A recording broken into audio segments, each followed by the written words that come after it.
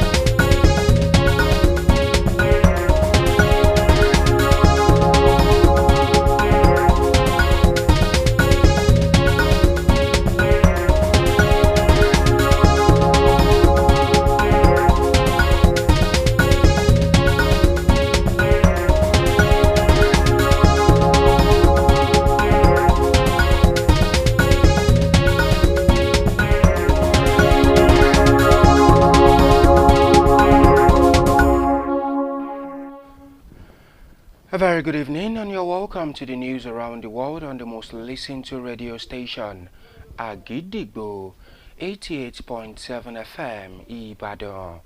I am Bowale Akimbode. First, the headlines. Nigerian government said it is committed to prisoners' rights. Oyo Deputy Governor sympathizes with Igboho community over rainstorm damage. Trump diagnosed with chronic venous insufficiency following leg swelling. Taiwo Mati leads Nigeria to men's team title. Now the details. The federal government has reaffirmed its commitment to upholding the rights and dignity of all individuals in prison custody, in line with the Nigerian Constitution and international obligations. The Minister of Interior, Dr. Olubunmi Tunji-Ojo, made this known during a one-day dialogue focused on the 2024 prison audit jointly conducted by the UN Office on Drugs and Crimes and the National Human Rights Commission (NHRC). Dr. Tunji-Ojo also highlighted the significance of the dialogue in promoting humane correctional reforms, emphasized the importance of the newly released prison audit report, while describing it as a critical milestone and evidence-based assessment necessary for shaping effective correctional policies. The minister further commended UNOC's contribution to Nigeria's correctional system, including the training of correctional officers, support for non-custodial measures, and enhanced legal aid services. The Oyo State Deputy Governor, Barrister Abdulrahim Adebayo Lawal, has paid a sympathy visit to Igboho community in Orelope local government area, following a devastating rainstorm that caused widespread damage in the area. During the visit, the Deputy Governor met with traditional rulers including the Alakpata of Igboho land, Oba Joel Olalere, and the Onigboho of Igboho Kingdom, Oba John Oyetola Bolarinwa Olubiyi II, to commiserate with the community and offer the state government support. Agidigbo FM's news correspondent Oluwapemi Bamidele brings the report. The Deputy Governor of Oyo State, Barrister Adebayo Lawal, met with traditional rulers, including the Alekpata of Igboho land, Oba Joel Olalere Olawuwo, and the Onigboho of Igboho Kingdom, Oba John Oyetola Bolarinwa Olubiyi II, to commiserate with the community and offer the state government support. In his remarks, the Oyo State Deputy Governor, Barrister Bayo Lawal, directed the Oyo State Emergency Management Agency (SEMA) to immediately conduct a comprehensive assessment of the damage caused by the storm to facilitate timely government intervention and relief efforts for affected residents. Barrister Bayo Lawal expressed relief that no lives were lost in the incident, but noted that extensive destruction of properties, including electrical infrastructure and roofs of several damaged residential buildings. The deputy governor also used the opportunity to caution youths in the community against actions capable of breeding disunity, warning that anyone found instigating unrest would face the full wrath of the law. The deputy governor further urged other local government chairmen in the Okeogun zone to rally together in support of the affected areas, emphasizing the importance of collective efforts in disaster response. Oluwapemi Bamidele, Agidegbo FM News. Members of the People's Democratic Party (PDP) in the Okeogun zone have reaffirmed their unwavering commitment to the party and expressed their continued loyalty to Governor Seyi Makinde. The declaration was made during the party's zonal meeting held in Igboho, Okeogun, where stakeholders unanimously passed a strong vote of confidence on the governor. Rising from its zonal meeting, the stakeholders comprising representatives from the 10 local government areas, federal constituency coordinators and leaders from the People's Democratic Party (PDP) Okeogun zone applauded Governor Seyi Makinde's role in the socio-economic upliftment of the zone through infrastructure, agriculture, employment and other initiatives. Earlier in his remarks, the Deputy Governor, Barrister Abdurrahim Adebayo Lawal, who highlighted Governor Makinde's achievements in infrastructure development, security, employment, among others, commended the governor's efforts in enhancing the zone's security architecture. Congress my body, starting from ward to local government to state congress and national convention. Èmi àti BOT member Baba Abi Gbaramosi rò pé last week la bẹ̀rẹ̀ sí ní discuss nígbà tí wọ́n wá sọ́dọ̀. Timetable ti jáde, tọ́lẹ̀ fi timetable yẹn tó fi mọ̀ mí. And ní wíìkì yìí, wọ́n á lọ sí next meeting láti finalize bí gbogbo ẹ̀ ṣe máa rí venue of the convention àti bí a ṣe mọ̀ pé ní from ward to local government and then to the state congresses and then national convention. A communique made available to newsmen shortly after the meeting also indicated that the stakeholders noted that efforts made by Governor Makinde to develop Okeogun, including the construction of Moniya to Ishenyi and Oyo to Ishenyi roads, construction of a virgin road linking Ishenyi to Ogbomoso, and the ongoing rehabilitation of Ishenyi to Shaki Road, which is a federal road. Some of the leaders in attendance included former Deputy Governor of Oyo State, Engineer Hamid Gbadamosi, Chief Jacob Adetoro, Alhaji Kume Mustafa, Senator Gbenga Babalola, among others. The Imam of Agidigbo Central Mosque, Imam Zakaria Yunus Baba, has extended condolences to the families of late Muhammad Buhari and Oba Sikiru Adetono of Ijebu, praying that Allah grant them Jannatul Firdaus and comfort their families. The Imam stated this during the Jumat service at Agidigbo FM Central Mosque today, reminding Muslims that death is inevitable and encouraging mindful living. I extend heartfelt condolences to the families of the late President Muhammadu Buhari and the late Awujale of Ijebuland, Oba Dikrula. This serves as a reminder to us all that whatever actions we take in life, a time will come when people will ask about us and be told we are no longer here. Allah says in Surah Az-Zumar, Quran 39 verse 30, that every soul shall taste death. What remains in the grave are good deeds. May Almighty Allah protect us, guide our nation, and be pleased with the departed. The Imam also condoled President Bola Tinubu and Governor Seyi Makinde, praying for Allah's protection, peace for the departed, and strength for the grieving families. May their legacies inspire and guide the nation. And now it's time to link up with our United Kingdom studio for the foreign news. News from Agidigbo FM United Kingdom. I am Folashade Familusi. A prominent human rights group of El Salvador has suspended operation in the country, citing the government harassment, repression, and persecution of human rights defenders. The announcement comes almost 2 months after one of its members, lawyer and human rights activist Ruth Eleonora Lopez, was detained by Salvadoran authorities.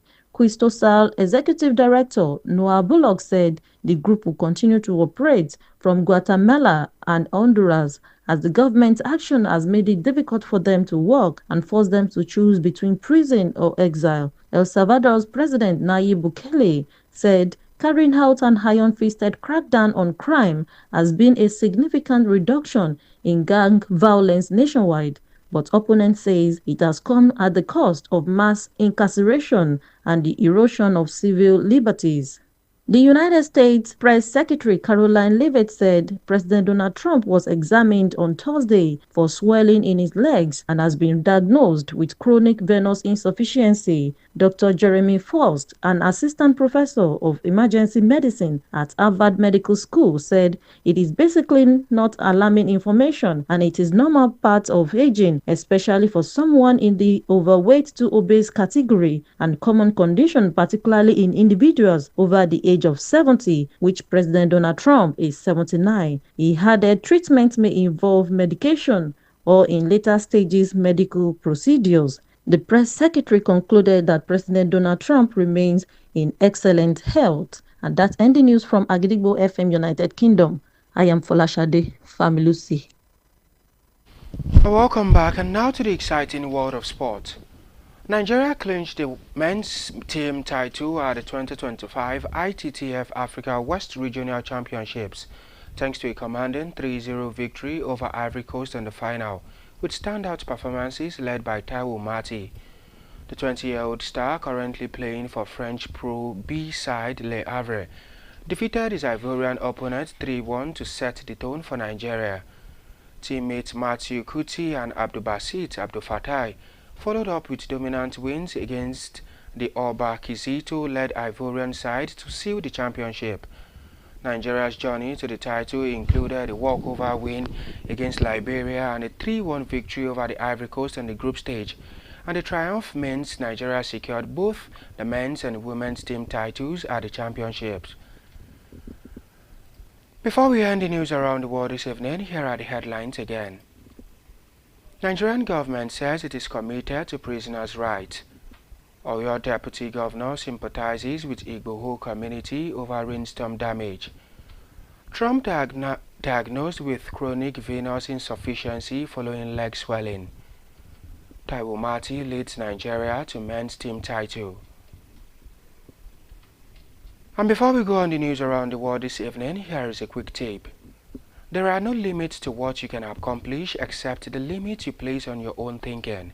With that, we have now come to the end of the news around the world on the most listened to radio station, Agidigbo 88.7 FM, Ibadan. I am Bowale Akimbode. Thank you for listening. Good evening.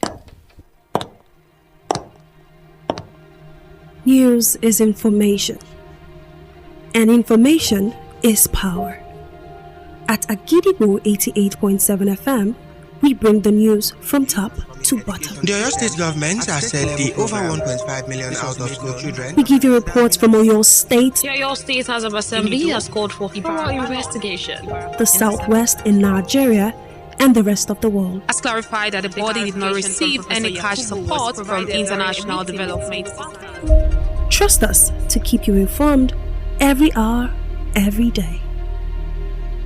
Agidigbo 88.7 FM, the people's voice. Agidigbo 88.7 FM. Ó ti ń wáyé kò ì wáyé rí. Ó ti ń ṣẹlẹ̀ kò ì ṣẹlẹ̀ rí.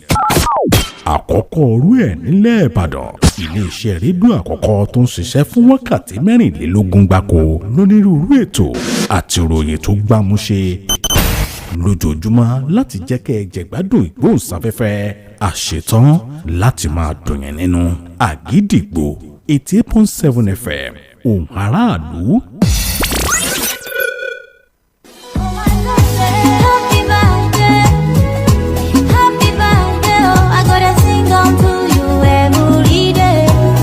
ẹ̀yin ọmọ oṣù June àti July ojú yín dà ẹ show face. ó yá o ẹ tún jájọ dáwọ́ dùnú níkànnì Àgídìgbò 88.7 FM bá a ṣe máa ń ṣe lóṣooṣù yẹn léyìí tá a máa ń dáwọ́ dùnú pẹ̀lú àwọn ọmọ tá a bí lóṣù kọ̀ọ̀kan tóṣù kẹfà àtòṣù keje tún ti dé o. ó yẹ ẹ jẹ́ àjọ ṣe àjọyọ̀ lọ́jọ́ kẹtàdínlọ́gbọ̀n oṣù keje ọdún yìí July 27 ó lè tò àwẹ̀jẹwẹ̀mú wáyé o fáwọn ọmọ lọ́jọ́ bí oṣù kẹfà àtòṣù keje June and July celebrant dédé aago 12 ọ̀sán ilé tó bẹ̀rẹ̀ ní gbàgede iléeṣẹ́ rédíò Àgídìgbò 88.7 FM lójú òpópónà márosẹ̀ ìwòrò tó lọ sọ́jọ́ nìbàdàn. ó yá tara ṣàṣà máa bọ̀ wá gba tíkẹ́ẹ̀tì fọmọ tiẹ̀ pẹ̀lú ẹgbẹ̀rún 4 owó náírà 4,000 naira ní yàrá kìíní iléeṣẹ́ rédíò Àgídìgbò. olùgbàlejò àgbà lọ́jọ́ náà ni Alhaji Dr. Oriyomi Hamzat. mọ́mọ́ fi fàájì oṣù kẹfà àtòṣù keje dún ọmọ rẹ o. jí àjọ jó kájọ yọ̀ torí pé ayọ̀ ń bọ̀ lọ́nà. fún àlàyé lẹ́kùnrẹ́rẹ́ tàbẹ́ fẹ́ ṣonígbọ̀wọ́ ẹ pè Mr. lẹ́gbẹ̀gbẹ́ sórí 0816 652 6655 0816 652 6655. ayẹyẹ àjọ̀dún ọjọ́ bíi June and July celebration ó yá máa bọ̀ yájọ yọmọ rẹ sí níkànnì Àgídìgbò.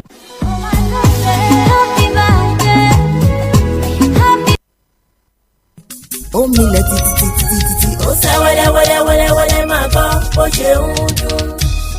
Àgídìgbò FM 88.7 Èdùmàrè ló dirí ẹwà fákùkọ akẹ́yìndé bẹ̀gbọ́n ọmọ gbogbo wọn lọ́wọ́. ẹ máa gbọ́ Àgídìgbò FM 88.7 Ìbàdàn. ẹ máa gbọ́ Àgídìgbò FM òtún láyé ń gbọ́. káàkiri àgbáyé náà ti ń gbọ́ wa. bẹ́ẹ̀ni. l'Amẹ́ríkà nílùú London. bẹ́ẹ̀ni. ní gbogbo Europe pátápátá. bẹ́ẹ̀ni. ní gbogbo Áfíríkà wọ́n ń kó wa jẹ. bẹ́ẹ̀ni. ní Nàìjíríà wọ́n ń gbádùn wa. bẹ́ẹ̀ni. n'Íbàdàn la wà nílé Olúyọ̀lé. bẹ́ẹ̀ni. Àgídìgbò FM 88.7 jọ̀wọ́ dákun má yí kúrò ẹ máa gbọ́. Àgídìgbò rédíò 88.7 FM ohùn aráàlú.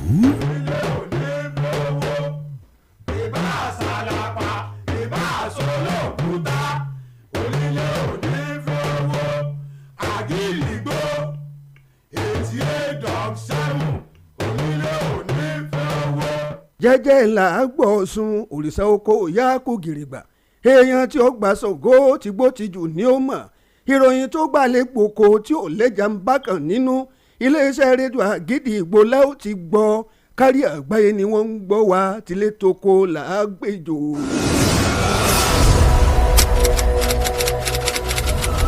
This is Kunle Hamzat Studio, Àgídìgbò 88.7 FM. Ẹ káàbọ̀ sórí àkójọpọ̀ ìròyìn. níbo la ó ti gbọ́ Àgídìgbò? níbo la ó ti gbọ́ Àgídìgbò? ìròyìn lẹ́kùnrẹ́rẹ́ Àgídìgbò FM 88.7 la ó ti máa gbọ́. ẹ káalẹ́ o àsìkò iṣẹ́ látàárọ̀ àkójọpọ̀ ìròyìn alẹ́ òní rèé láti iléeṣẹ́ rédíò Àgídìgbò 88.7 FM Ìbàdàn. ìkànnì àkọ́kọ́ táyé ń gbọ́ jù lórí àtẹ ìgbéléwọ̀n Adéníkẹ́ Ṣọ̀làǹlò níròyìn yìí ṣáájú ẹ̀gbọ́ kókó tó wà nínú àkójọpọ̀ ìròyìn náà. ìjọba orílẹ̀-èdè yìí ní àwọn ṣetán àti ṣiṣẹ́ lórí dídáàbòbò ẹ̀tọ́ àwọn ẹlẹ́wọ̀n.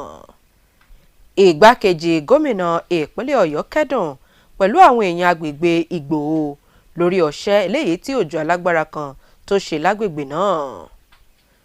àìsàn kan bá ààrẹ Trump fínra èyí tó jẹyọ látàrí ti bí ẹsẹ̀ rẹ̀ ti bẹ̀rẹ̀ sí ní wú.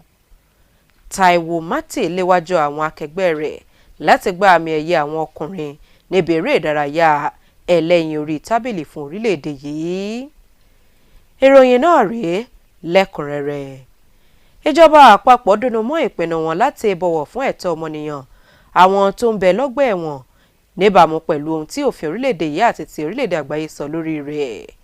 mínísítà àfọ̀rọ̀ abẹ́lé nílẹ̀ yìí ọ̀mọ̀wé Olúbùnmi Túnjí Òjó ló sọ̀rọ̀ yìí di mímọ̀ lásìkò pàdé ìjíròrò ọlọ́jọ́ kan èyí tí àfojúsùn rẹ̀ jẹ́ àgbéyẹ̀wò lórí ọgbà ẹ̀wọ̀n fún ọdún 2024 èyí tí ọ́fíìsì àjọ ìṣọ̀kan àgbáyé lórí ọ̀rọ̀ gbígbógun ti gbígbé egbòogi olóró àti ìwà ọ̀daràn tó ń ti àjọ tó ń rí sí ọ̀rọ̀ ẹ̀tọ́ ọmọnìyàn ṣàgbékalẹ̀ rẹ̀.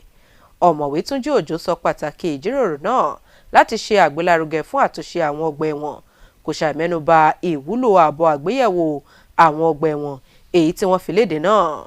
Ó ṣàpèjúwe rẹ̀ gẹ́gẹ́ bí ọ̀kan gbòógì ohun tí wọ́n nílò fún àgbéyẹ̀wò tó nítumọ̀. Mínísítà ọ̀hún tún gbóṣùbà káre fún ọ́fíìsì àjọ ìṣọ̀kan àgbáyé lórí ìgbógun ti gbígbé egbòogi olóró àti ìwà ọ̀daràn fún ipa eléyìí tí wọ́n ń kó nínú àtúnṣe àwọn ọgbà ẹ̀wọ̀n àti bí wọ́n ti ń ṣe pẹ̀lú àwọn ẹlẹ́wọ̀n nílẹ̀ yìí tó fi mọ́ ṣíṣe àgbékalẹ̀ ètò ìkọ́ni fáwọn òṣìṣẹ́ wọn. Igbákejì gómìnà ìpínlẹ̀ Ọ̀yọ́ amòfin Abdulrahim Adébáyọ̀ Lawal ti ṣàbẹ̀wò ìbánikẹ́dùn sí agbègbè Ìgbòho lágbègbè ìjọba àbílẹ̀ Òrèlópé lẹ́yìn tí òjò èyí tó mú àrá lọ́wọ́ alágbára tó ṣọṣẹ́ lágbègbè náà tó sì bà ọ̀pọ̀lọpọ̀ nǹkan jẹ́.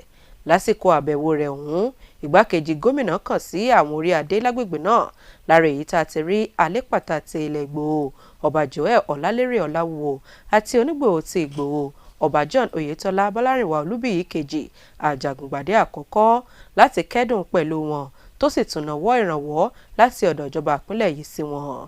Akọ̀ròyìn wa Olúwapẹ̀mí Bámidélé wà níbẹ̀. Ẹ̀kúnrẹ́rẹ́ àbọ̀ròyìn ọ̀hún rèé látẹnu Túndé Fálọlá. Igbákejì gómìnà ìpínlẹ̀ Ọ̀yọ́ amòfin Báyọ̀ Lawal ló ṣèpàdé pọ̀ pẹ̀lú àwọn lọ́balọ́ba tó fi mọ́ Alépàtà tìlú Ìgbòho Ọba Ọ̀mọ̀wé Joel Ọlálérè Ọláwúwo àti Onígbòho tìlú Ìgbòho Ọba John Oyetola Bọ́lárìnwá Olúbíyì kejì Àjàgùngbàdé àkọ́kọ́ láti foríkorí fikùn lóko pẹ̀lú àwọn èèyàn lónà àti ní fífi àtìlẹ́yìn ìjọba ìpínlẹ̀ Ọ̀yọ́ hàn fún wọn. Nínú ọ̀rọ̀ rẹ̀, amòfin Báyọ̀ Lawal pàṣẹ fún àjọ tó ń rí sọ́rọ̀ ìṣẹ̀lẹ̀ pàjáwìrì nípínlẹ̀ Ọ̀yọ́ láti tètè wá nǹkan ṣe sí ọṣẹ́ tí ìjì náà ṣe àti láti ṣe àgbékalẹ̀ ohun amáratuni fún wọn, pàápàá jùlọ àwọn tó fara káásá ìṣẹ̀lẹ̀ náà. So a dúpẹ́ lọ́wọ́ Ọlọ́run pé ìjì náà tó dẹ̀ jà kò mú ẹ̀mí lọ, àfihàn dúpẹ́ ní ọwọ́ Ọlọ́run.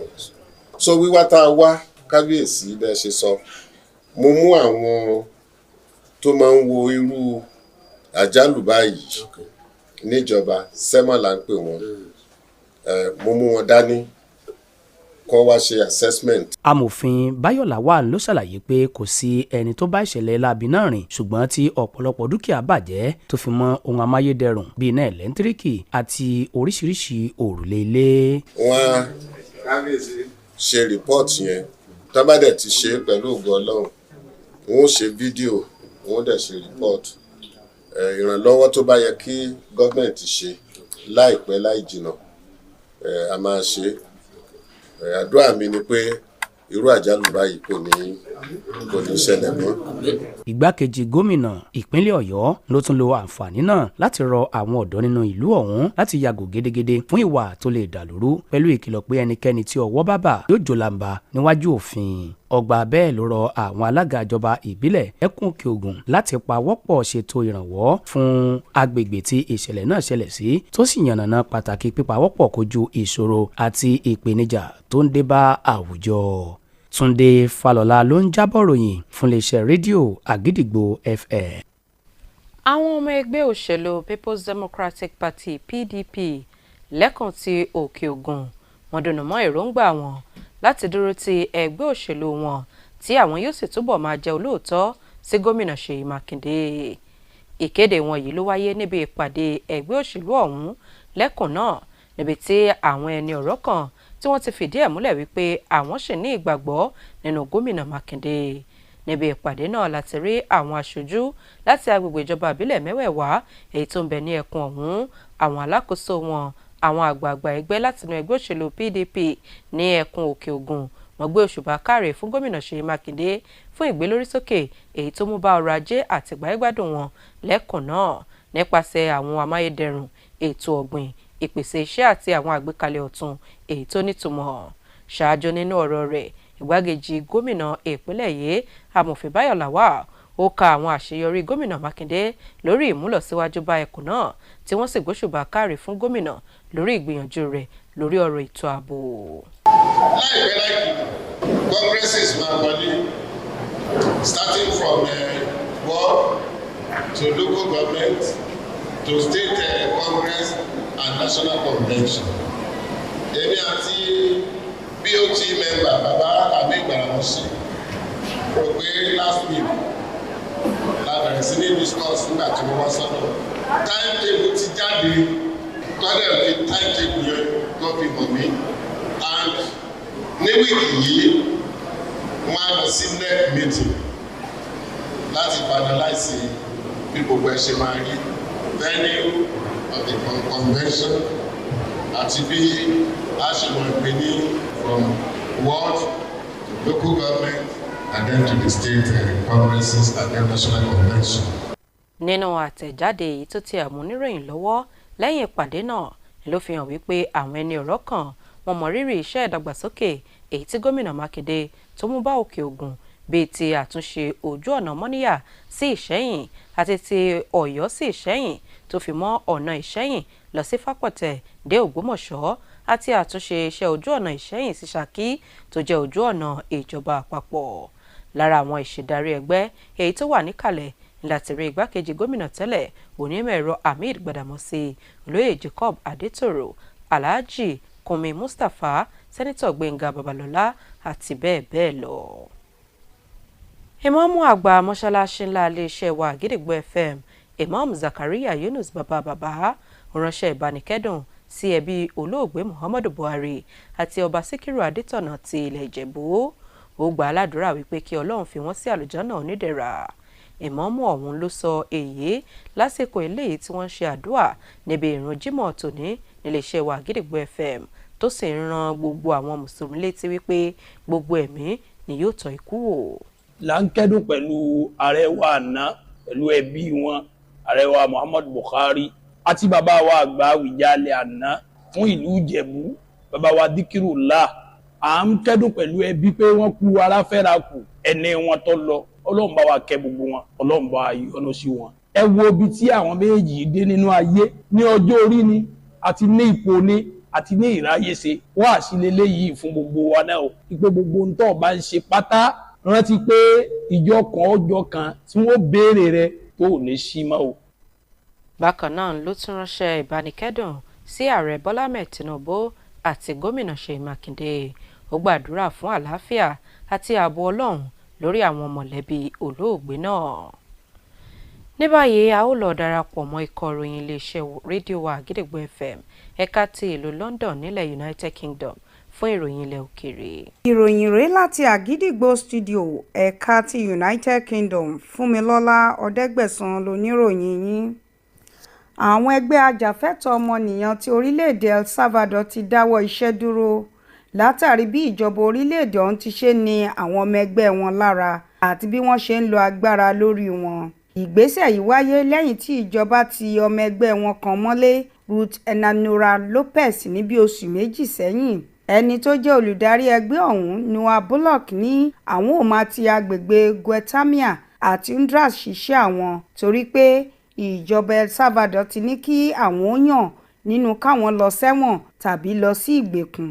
Ààrẹ ilẹ̀ El Salvador Nayib Bukele ní ọwọ́ agbára tí ìjọba fi mú àwọn ọ̀daràn àti arúfin ni kò jẹ́ kí àwọn ẹgbẹ́ oníjàgídíjàgan ó gbilẹ̀ lórílẹ̀‐èdè òun, léyìí tí àwọn ènìyàn kà sí pé òun fi ẹ̀tọ́ ọmọnìyàn dùn wọ́n. Ẹni tó jẹ́ akọ̀wé ààrẹ Donald Trump, Caroline Leavitt ti ilẹ̀ Amẹ́ríkà, ní lẹ́yìn àyẹ̀wò tí wọ́n ṣe ní Ọjọ́bọ̀ lórí ẹsẹ̀ ààrẹ Donald Trump tó wú, ní àyẹ̀wò fi hàn pé ààrẹ ní àìlera lórí iṣan ara ti ẹsẹ̀ rẹ̀. Oníṣègùn Jeremy Frost ní àìsàn àìlera iṣan ara kì í ṣe bàbàrà tàbí ìyàlẹ́nu. Ó ní àwọn tó bá sanra tàbí tí wọ́n gbé wọn jù tí ọjọ́ orí wọn sì bẹ̀rẹ̀ láti 70 ní irú àìsàn bẹ́ẹ̀ máa ń ṣe, èyí tí ọjọ́ orí ààrẹ sì jẹ́ 89. Ó ní ohun tó ṣe é lo oògùn sí ni àti àmójútó tó péye. Akọ̀wé ààrẹ ní ohun tó ṣe pàtàkì ni pé ààrẹ ò ní àìsàn tó lágbára, bẹ́ẹ̀ ni gbogbo àyẹ̀wò ara tó kù ló ṣe déédéé gẹ́gẹ́ bí àkọsílẹ̀ àwọn oníṣègùn. Ìròyìn kò ní jù báyìí lọ láti Àgídìgbò studio ẹ̀ka ti United Kingdom. Fúnmilọ́lá Ọ̀dẹ́gbẹ̀sán lóníròyìn yín. Ẹ káàbọ̀ padà. lábala eré ìdárayá orílẹ̀-èdè nàìjíríà gba àmì ẹ̀yẹ àwọn ọkùnrin níbi eré ìdárayá àwọn ọkùnrin ẹlẹ́yin orí tábìlì tí ẹkùn ìwọ̀ oòrùn ilẹ̀ adúláwọ̀ látàrí ti àṣeyọrí wọn pẹ̀lú àmì ayò 3-0 èyí tí wọ́n fi ẹ̀yìn ilẹ̀ Ivory Coast jọlẹ̀ níbi àṣekágbá wọn. ọpẹ́ pàtàkì lọ́wọ́ Taiwo Mate fún bí ó ti fakọyọ. gbajúgbajà ẹni 20 ọdún ọ̀hún ló ń ṣeré fún igun keje ikọ̀ Faransé Stade Havre tó sì fẹ̀yìn ilẹ̀ Ivory Coast tí wọ́n jọ kojú ara wọn jọlẹ̀ pẹ̀lú àmì ayò 3-1. àwọn akẹgbẹ́ rẹ̀ bíi Matthew Kuti àti Abdulbasheed Abdulfatai àwọn náà ṣe dáadáa láti mú kí gbogbo ẹ̀ kó dùn fún ikọ̀ náà. ṣáájú kí n tó dánu dúró lórí àkójọpọ̀ ròyìn ìtàlẹ́ òní ẹ gbọ́ kókó inú rẹ̀ lẹ́ẹ̀kan sí i. ìjọba orílẹ̀-èdè yìí ní àwọn ṣetán láti ṣiṣẹ́ lórí dídáàbòbò ẹ̀tọ́ àwọn ẹlẹ́wọ̀n. ìgbákejì gómìnà ìpínlẹ̀ Ọ̀yọ́ ó kẹ́dùn pẹ̀lú àwọn èèyàn agbègbè Ìgbòho lórí ọṣẹ́ tí òjò alágbára kan ṣe lágbègbè náà.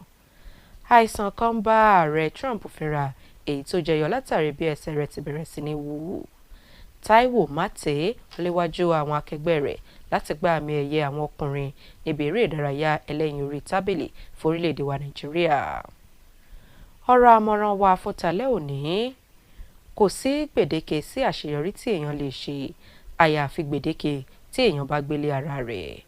kò ní jù báyìí lọ lórí àkójọpọ̀ ròyìn ti alẹ́ òní láti iléeṣẹ́ rédíò Àgídìgbò 88.7 FM Ìbàdàn, ìkànnì àkọ́kọ́ táyé ń gbọ́ jù lórí àtẹ ìgbéléwọ̀n. ìyókù tó di lọ́la fún àkọ́tún ròyìn. Adéníkẹ́ Ṣọlá ló ti ń ròyìn. àní súra wa o. níbo la ó ti